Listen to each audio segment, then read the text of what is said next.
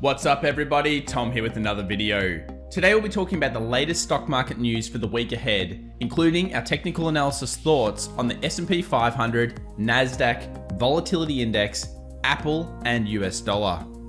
The stock market is set for a week of potential volatility with the Fed, Trump news, and stimulus packages all putting pressure on certain key technical levels. What are we going to be looking at? Stay tuned. So today we'll be talking about how we like to approach technical analysis on this channel using our top-down approach. We'll be going through the monthly to the weekly to the daily and down through the timeframes to try to figure out the market psychology right now for the S&P 500 and Nasdaq to get a better insight into what's going on and what's really moving the markets. To recap Friday, what did we see? Well, we had a big move across the board in several commodities, currencies, and of course stock markets with the Trump news. There was a whole bunch of ups and downs during the future sessions and real market trade sessions, and we ended up with a positive VIX with increased volatility. We obviously had silver, crude oil, and the oils around the world getting really sold off heavily. And an interesting fact is that the Nasdaq actually ended up weakening heavily into the close. Now we talk about how people like to take risk off into the weekends, and the close is always the key and always will be. And the reason why that is because this is where the bigger trades go on. This is where the bigger rebalances from the hedge funds and the fund managers actually happen. So we saw a pretty big sell-off in the FANG. We had Microsoft, Apple, Google, Facebook, Amazon, and Netflix all falling quite heavily, especially Netflix, 4.63%. This was also coupled with AMD, Nvidia, and a lot of the favorites of this channel were getting kind of destroyed into the Friday close. On the back of that, we had industrials, real estate, utilities actually doing quite well, and the S&P 500 therefore didn't suffer as much in pricing. If we take a look at that day in terms of all of the different sectors, we can clearly see that the technology sector was down 2.54% on the day, while quite a few of the sectors were actually up in terms of utilities, real estate, etc. So it's not really painting a picture necessarily of that rosy for the tech sector. And this has been the one that most people have been buying for very good reasons. If we have a look at the last month, we can also see that XLE, being the energy sector, and the tech sector are both down pretty heavily, while utilities and real estate again were the favored picks of the last month. We'll be covering that in a little bit more during the videos this week, and we'll be looking at all of the sectors and breaking them down. So make sure you subscribe and of course hit the bell if you're interested in that. So as we said, Trump news is going to probably dominate the newspapers and partially dominate the financial markets. Obviously, Trump has now said, and he's been hospitalized since, of course, the Friday market open, but he's now said that he's doing well, and of course, this new treatment will be the real test. So I think it's the next couple of days where we're going to get an idea of whether something's going to happen to Trump, where he needs to be further properly hospitalized, kind of like Boris in the UK, or whether he does start to recover with his cocktail of different concoctions that they're treating him with. For the week ahead, there's a whole bunch of news coming out. We have the Chinese festival, so of course, bank holidays overall for China for a few days this week, which will reduce the amount of volume in the Asian session. For the Australian viewers out there, we have our RBA, of course, rate statement followed up by the annual budget release, a very important time for Australian investors to be looking at that result. And overall, we also have the Fed Chair Powell, of course, speaking Wednesday my time, and we can see it's 1:40 a.m. and we do have the FOMC meeting minutes. So quite a lot of red news. Obviously, lots and lots of volatility could be set around these. And speaking of volatility, what's happening with that volatility index? Well, we did a live stream on Friday night for non-farms, and we were talking about a key kind of channeling pattern or area that the VIX is stuck in, and this is the CBOE contract. So we have 25 on the support side, and we have really a 30 on the buy side. This is the daily, by the way. We have not seen a daily close above 30 yet for multiple weeks. So we keep rejecting this level. Into the market open, we were sitting right on 30. And it really just proves that technicals work so well on larger timeframes because they often go to those points just before key points. Obviously the market open, non-farm payrolls, all very important. We had the key technical of 30 being there at that point. The good thing is now we have a clear defined pattern between these ranges. So what that means is we can then take the distance of these ranges, extrapolate that out, and know that if the market breaks up high this week and we see a close above 30, then most likely the VIX spikes back into previous kind of wick highs at around 35. Obviously, if it breaks down, where does it go? The magical 20 we always have on our charts, because underneath 20 or 20 in general is usually considered by many professional investors to be the highest point of volatility, and that to be meaning that we could have large moves either way. Underneath 20 is a normal market. Over 20, obviously, a very abnormal market or fearful market. Onto the dollar index, probably still one of the big stories recently. We're still above just on that 93.80, a key pivotal point. 93.80 was our previous resistance. We're here on the weekly. Just to give you an idea of, we haven't actually touched the 20 exponential moving average, this red line, or the 200 or the 50 yet. Remember, 96 we'd expect to be not only previous support levels, but also a very heavy dynamic resistance from the moving averages if it was to be reached over the next month. If we go down to the daily, we can see here it's right on support, stuck between the 20 exponential moving average on the daily and the 50, and we're basically trapped with two zones. And I'd be looking more to the 4-hour chart this week to try to figure out what's going on with this particular US dollar. We basically have two body highs over here between the 94 and the 94.20, so around 94.10. And then we have a 94.20 wick high, which was previous supports as well, after, of course, it had that initial breakout. So this week, I'd be pretty much pricing up 94.20 you'd want to set alerts for, and you definitely wouldn't alert if the market gets back over 94. And the reason why that is by that point, we'd have the candles effectively going up and hopefully closing above both of these moving averages, the 20 and the 50 exponential moving averages on the 4-hour.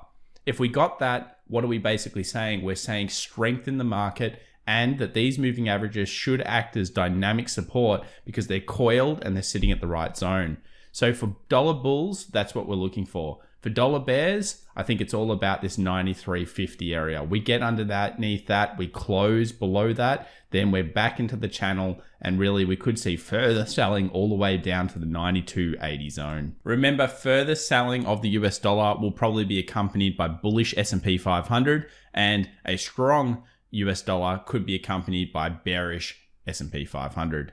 On to copper, or Dr. Copper. Dr. Copper had a big sell through, almost preempted the Trump news last week. We're now back at the point where I would expect it to find some form of resistance early this week. We're at the 2.9, looks like 7 area. 2.95 should be where we find some resistance. And I wouldn't be surprised to see a little bit of selling of copper in the Asian into US session on Monday. This should be a zone where we do start to find some resistance, but overall we use this more as a gauge of sentiment overall for the markets, and we're still within the range. Remember, under 2.8 really is showing us a further corrective phase, if not crash phase in the market, but at this stage we're still within the range overall.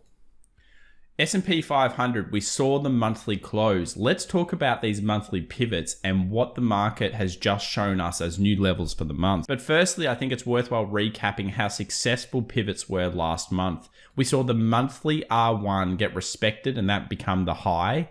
We then saw the monthly S1 act around support, and then the monthly S2 act as the further blocker. And we used all of these on the channel together to try to get an idea, along with our price action and market structure, where the market could be going for.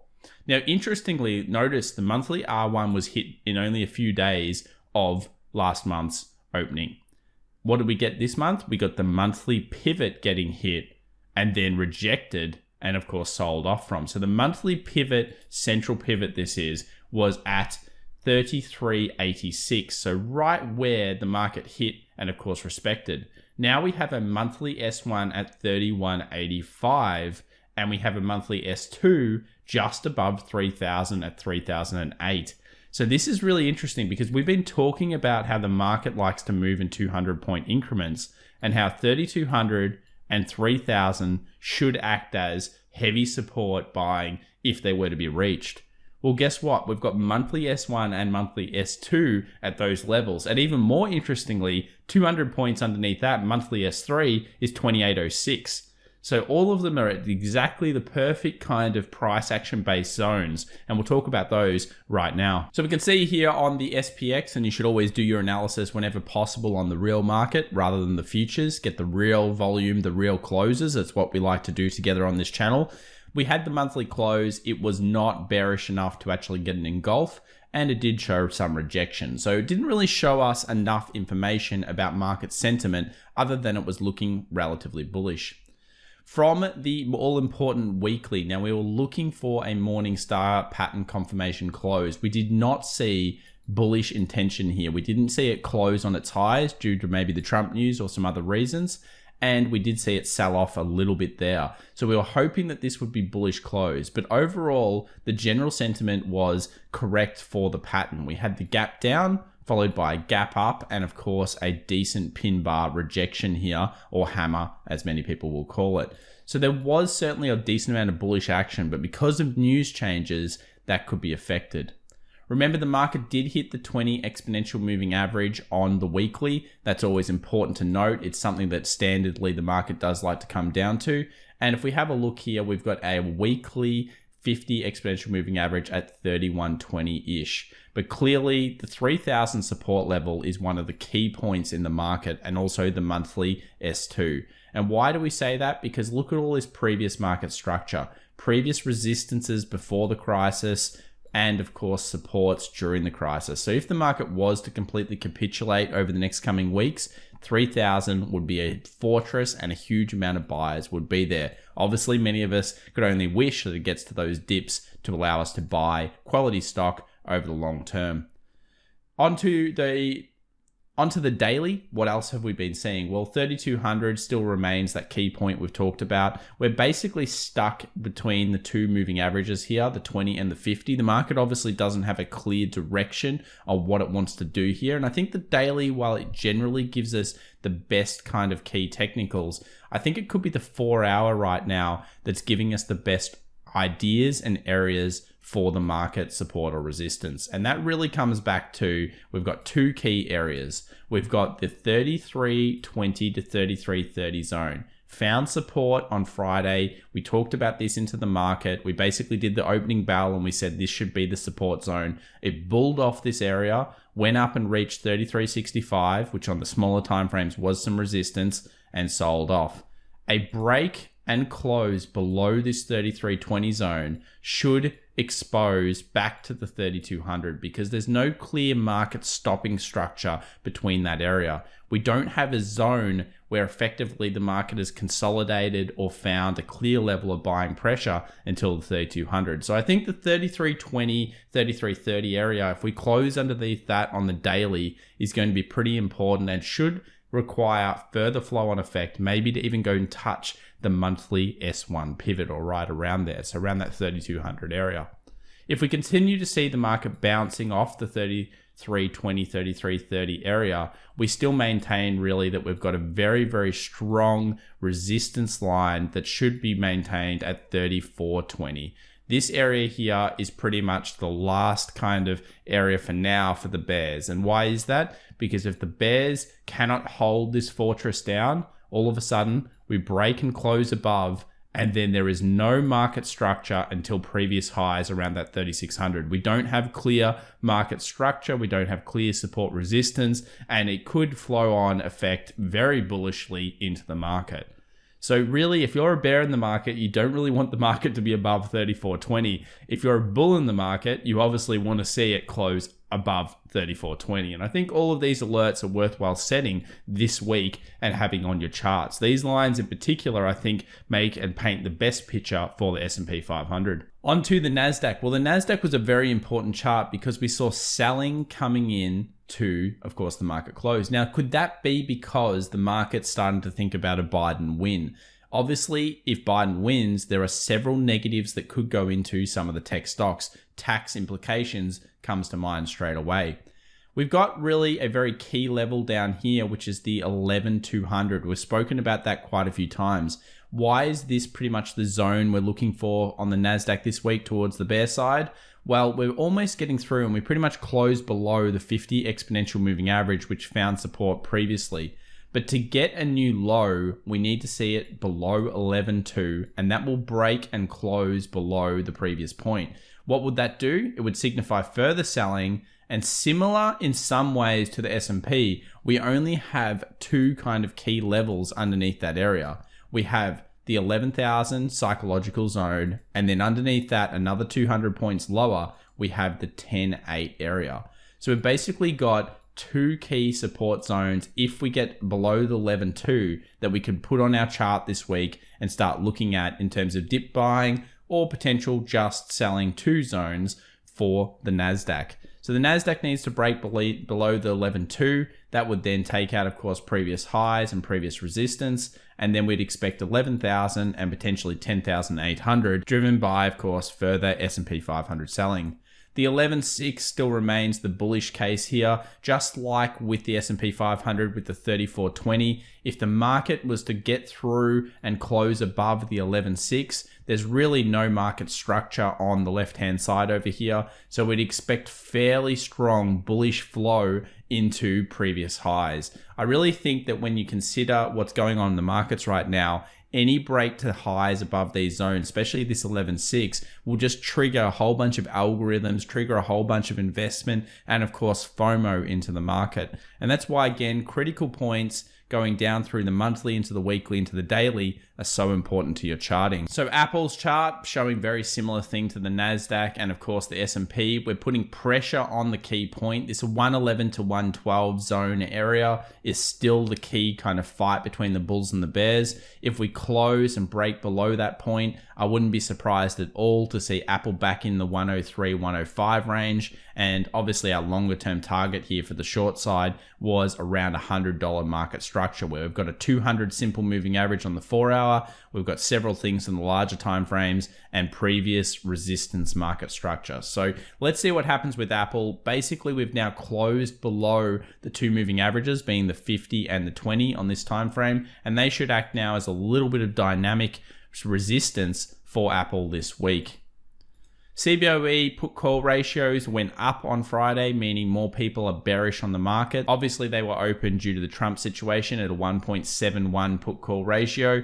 I'd rather see this lower, as always, if we're looking to the bear side. But overall, 1.71, that's the number, isn't it? So overall, we remain pretty optimistic on the markets. I think that this week is going to be set for a bit of volatility. Let's see if we can get through some of those key support zones. But obviously, if the resistance gets broken, especially on the S&P 500, that 3420 zone, I think there'll be a huge amount of money flow in. If you've enjoyed this video, please remember to subscribe and of course hit that bell. We'll be doing a live stream on the Monday opening bell for, of course, the stock markets, and we hope to see everybody there. We're starting to get some serious numbers and some serious support from you, the trading community. So thank you very much.